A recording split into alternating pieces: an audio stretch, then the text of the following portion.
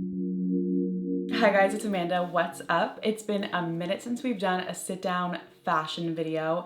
I'm so excited to talk to you about my favorite summer 2025 trends as well as everything on my wish list. I have a lot of things on my wish list and the things I have on it have been on there for so long. It's actually kind of crazy.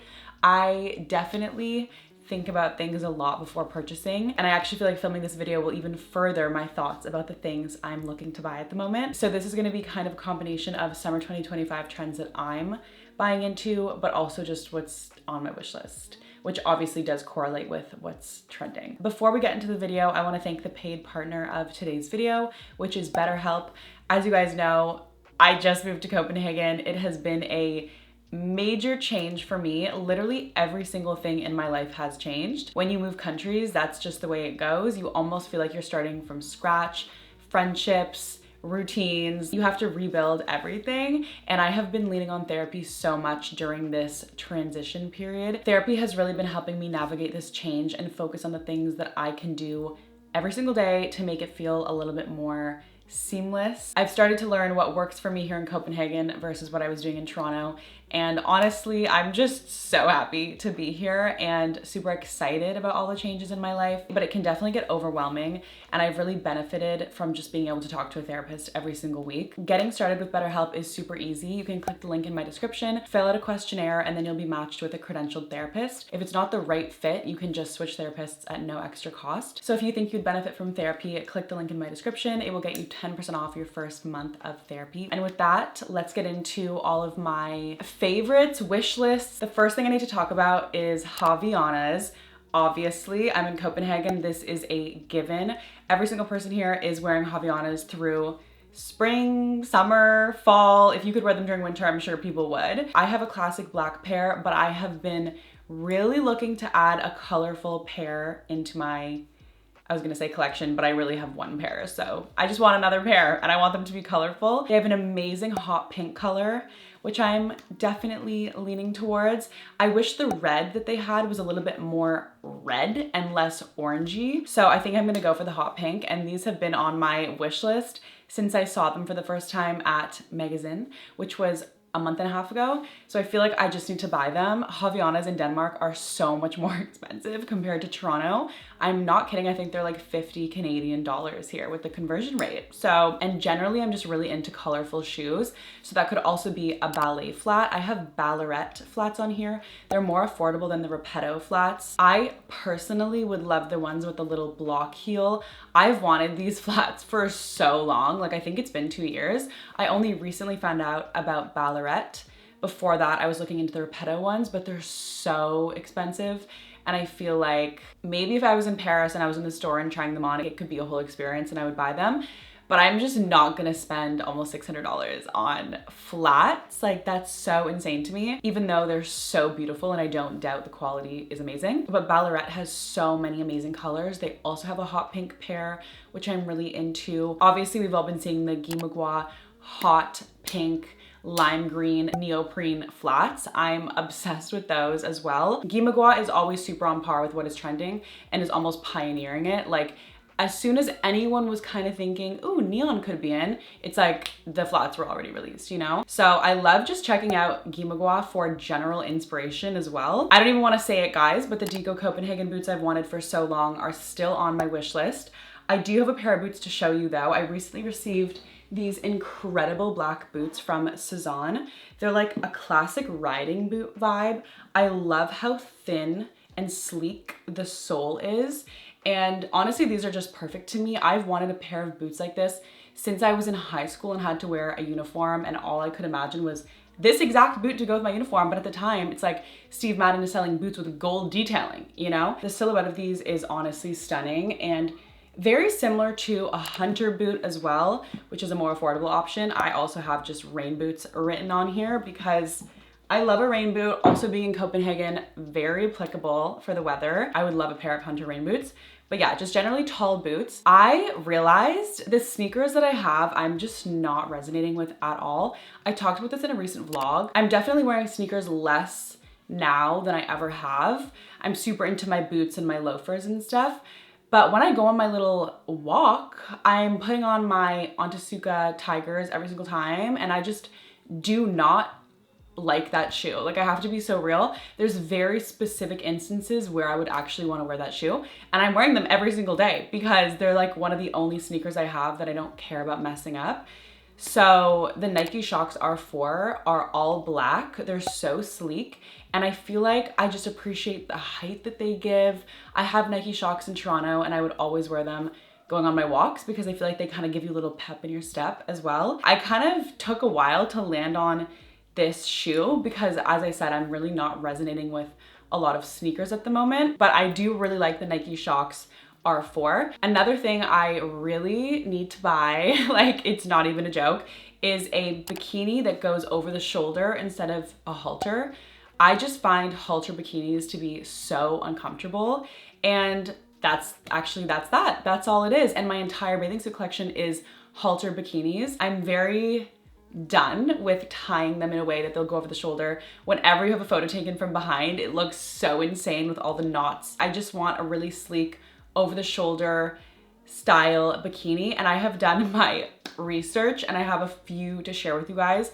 COS sells a really cute one in this coral color, and I feel like this is very spring breakers. I don't think I've ever been into the color coral until now, but this bathing suit is so cute, and I can imagine with a tan it would just be perfect. American Apparel also has a classic over-the-shoulder bikini in a range of colors, a lot of neons.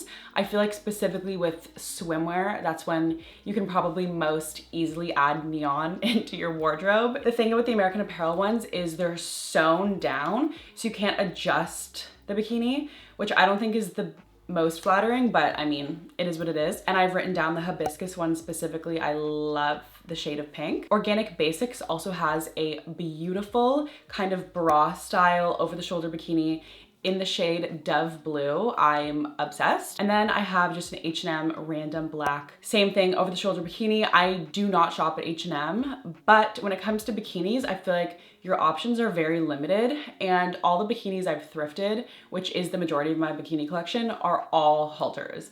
So H&M has some really cute bikinis, and I feel like the quality of bikinis does not differ that much, whether you buy fast fashion or luxury. It kind of all feels the same. I also have one pieces, specifically the Guy Magua baby blue pool one piece. So stunning with the low back. I would also love to wear this as a bodysuit. Then I have some tops written that I've really been loving. First of all, the top I'm wearing right now, which is from Aritzia. I have it in white, and then I also have it in this amazing blue color.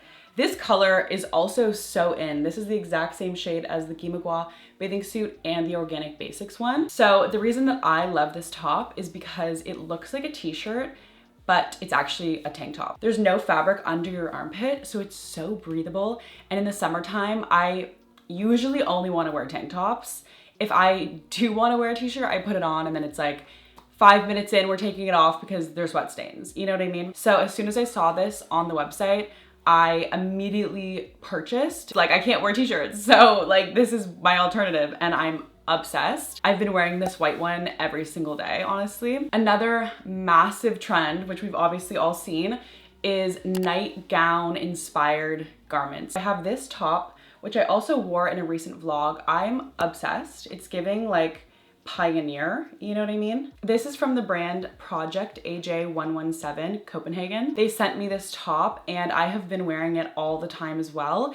It's so gorgeous and flowy. I love wearing white through the summer, and this kind of adds a little bit more than just going for like a white cami or a plain basic top. I feel like since being in Copenhagen, I've really added a lot of beautiful pieces into my wardrobe. Another example of a top like that is this one that I got from Cezanne.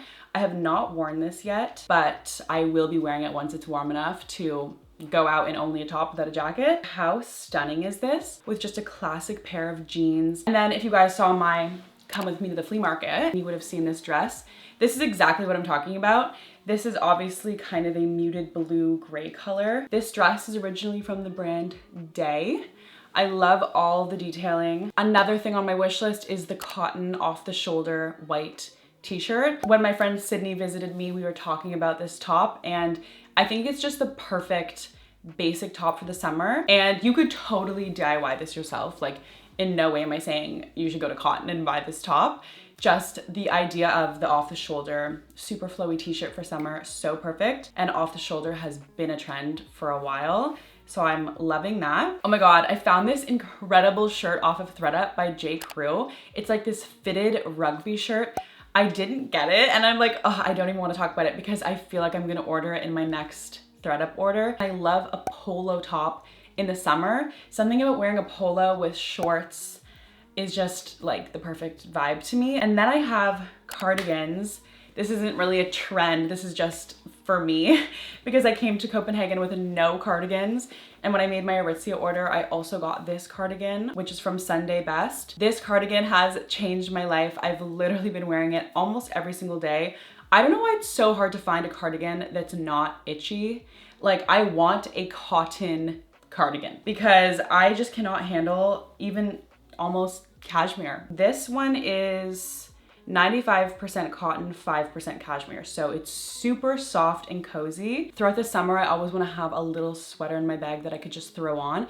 And this is the perfect sweater for that. It doesn't take up too much room. It's not cropped at all, which was essential for me in choosing my perfect cardigan. It's just like a piece I was definitely lacking in my wardrobe, and now I'm so happy that I have it. So thank you. I also feel like this month I have achieved jean clarity. I have so many jeans in my wardrobe back in Toronto, here, and I never used to wear jeans. Obviously, I wasn't buying new ones because I had so many in my wardrobe. I wasn't wearing them. I'm like, jeans aren't for me. And then I realized it's because none of the jeans I have either fit me or are the kind of jean that I want to wear. So I really sat with myself and I was like, what kind of jeans do I want to wear? Because I've worn low-rise jeans for the past like 5-6 years. My whole collection is low rise. It's not that, it's just the actual fit. A lot of them were super tight through the thigh and then kind of flared out a little bit.